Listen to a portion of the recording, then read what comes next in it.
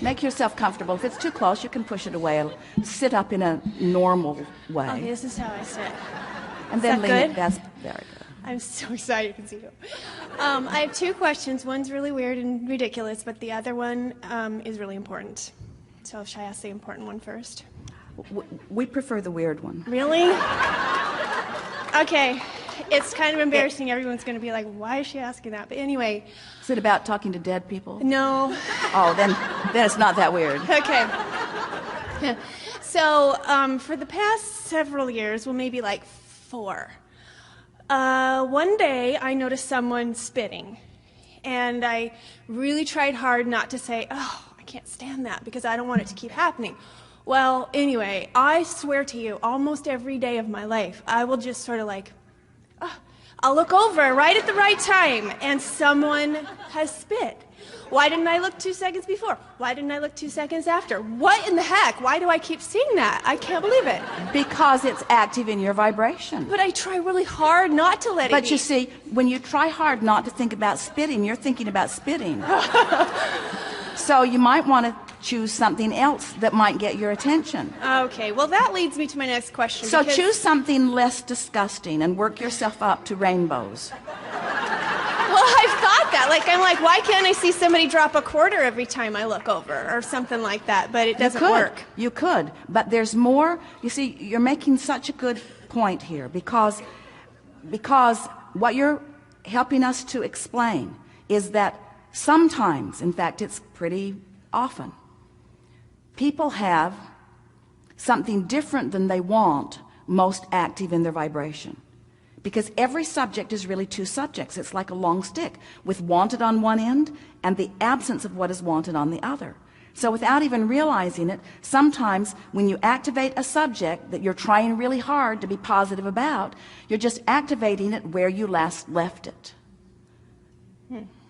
Okay. So on something like that, you could just ignore it and focus on other things instead. But what do you think? You see, whenever something is showing up as a manifestation, that means that there's quite a bit of vibrational history going on. In other words, you've been practicing the vibration for a while. So what do you think is at the basis? What is it about that you don't like? It's gross. Yes? I don't like seeing that. Why do people have to spit? Well, because they don't like it in their mouth. You think it was gross on the sidewalk, you should have felt it when it was in their mouth. Okay, but why do I just have to look right at the right moment? That's what makes me irritated. Well, most. but let's that's what we're wanting to help you get at. Okay.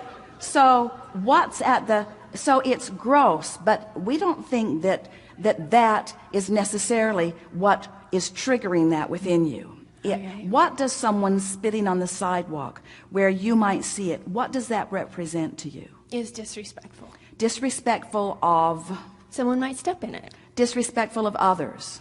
Yeah. Disrespectful of you, but disrespectful of others. So do you find yourself on other subjects feeling concern when about disrespect? Yeah. Did you have disrespect? Do you have disrespect? Is there someone disrespecting you? Why is that active in your vibration? And it doesn't even have to be something that's happening in a strong way now. It could just be happening now in those sort of trickling manifestations. In other words, that's not a very big deal. They're not throwing, we won't try to exaggerate it into worse things. But there's something going on vibrationally. What do you think that it is? Why do I you knew think? it had to be not about the spitting, and because that's just. It's not about the spitting, but the spitting represents what it's about. So let's go a little deeper. It's about disrespect for the world at large. So what kinds of other thoughts are you thinking about? Are you talking about other things that are disrespectful to the planet, or to people, or to women? In other words, what else is bothering you? Is that the only thing that's bothering you? No. Well, are there other things bothering you that are about the same vibrational disrespect? I feel like the universe is disrespecting me. Because it's not giving you what you want. There's 2 things that are really important to me, Everything else, I listen to you all the time, and so I So know when all we the little say tricks things to get are the always stuff you working want. out for you, Except you for want to two say, things. that's not true in my case, and here's evidence someone nearly spit on my foot. Things Well, I are have a not little working. more evidence than that, but yeah. And I just feel like, So do you understand why we ask for the thing that you said was silly first? yeah. Because always you sit here as a point of attraction, and everything that you're going to want to talk to us about is about something that's coming to you in response to the vibrational offering.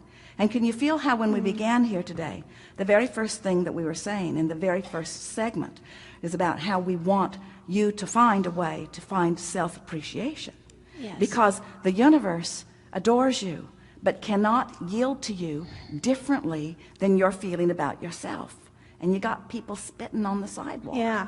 which is a sort of indication of how you're feeling about yourself. Yeah. And that's my question, is if I'm doing the best I can, because I don't think I can do this, really. Well, that's But- the most significant and wonderful thing that you're saying. When you're saying, I'm doing the best I can, Yeah. that's a really good statement, because that means I care about me and I am making an effort to do it. But let's soften that statement, because what you're really saying is, you're saying, if I'm doing the best I can, but what you're actually saying vibrationally is, I'm thinking I'm doing the best I can, but I must not be doing the best I can. No, I'm because not. it's not. I can't. Can't the universe meet me halfway? Can't it say, well, I mean, how many days in a row do you have to do the things that you talk about in order for something to happen? Because I just can't keep it up. You don't have to, not any days in a row and not any hours in a row. You just have to get there, and then everything falls into place. So, Get there. well, you I'm see, not programmed that way. you're right, because you've been programmed by an environment that has been indicating things differently than the way the laws of the universe are working. But the wonderful thing about coming into conscious awareness of how it all works is that the universe won't meet you halfway like your mother might. In other words, you might throw a fit as a child, and your mother might try to soothe it through some sort of distorted response. But the universe will not respond to your tantrums. The universe insists that you find the vibration. The universe So am I insists. doomed? You're in this way. You're doomed to more contrast, and you're doomed to launching more rockets, and you're doomed to more manifestations that indicate what you've been feeling vibrationally. In other words, there's so much about what you're living that is going well, and Yeah. some of what you're Yes. living that is not the way you want it. A few weeks ago, Esther woke up in a hotel room. It was the week before Long Beach, and she was in extraordinary discomfort. She did not know what was wrong, but she couldn't stand up. It was the worst physical discomfort she had ever felt.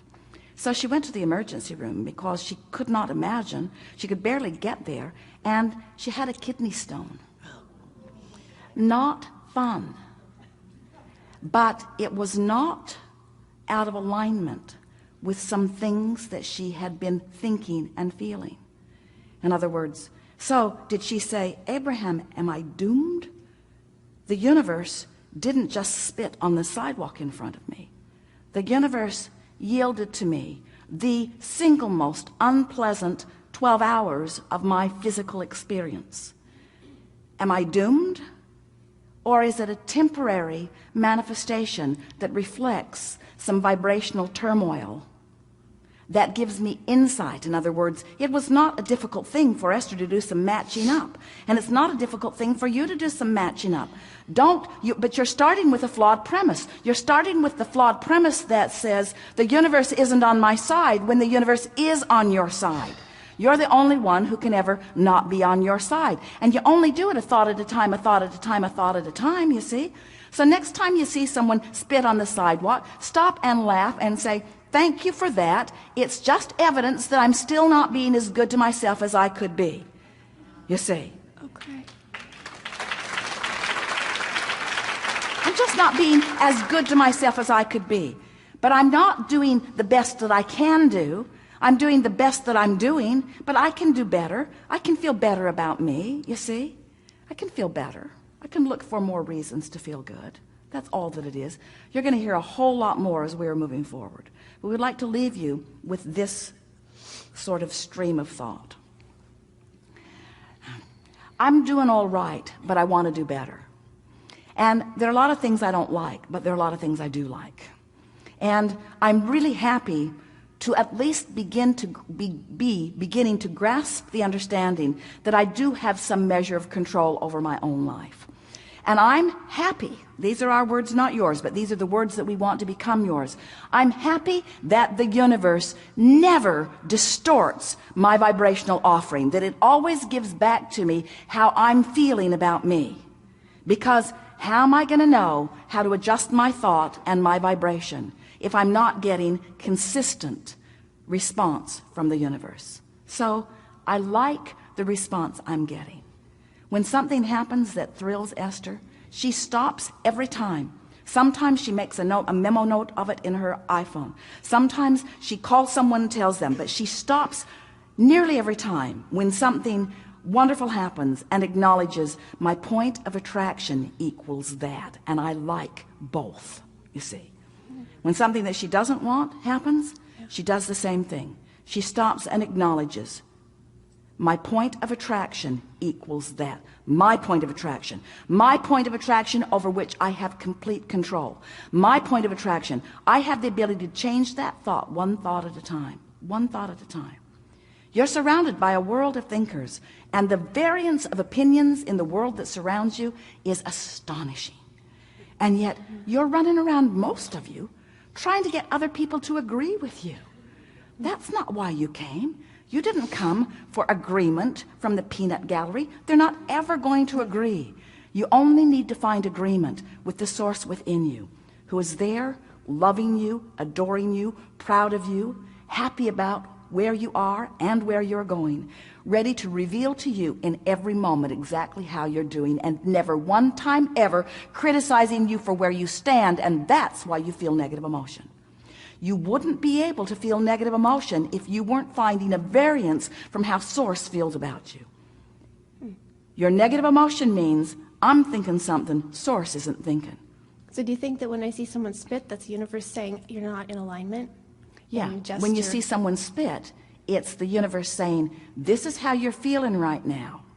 But the way you feel about it is different from the way source feels about it. Source is reveling in the announcement of your vibration.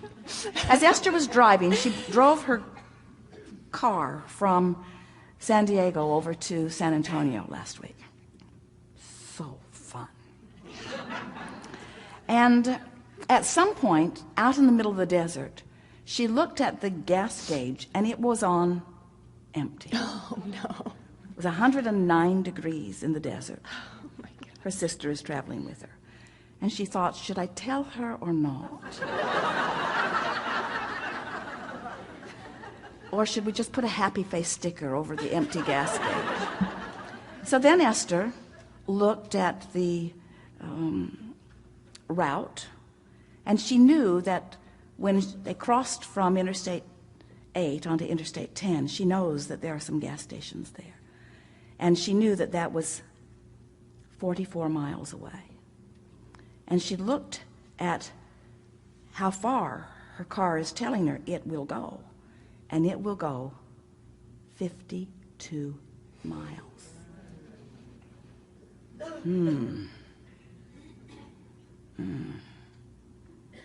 I have 4 miles of fuel, provided this thing knows what it's doing.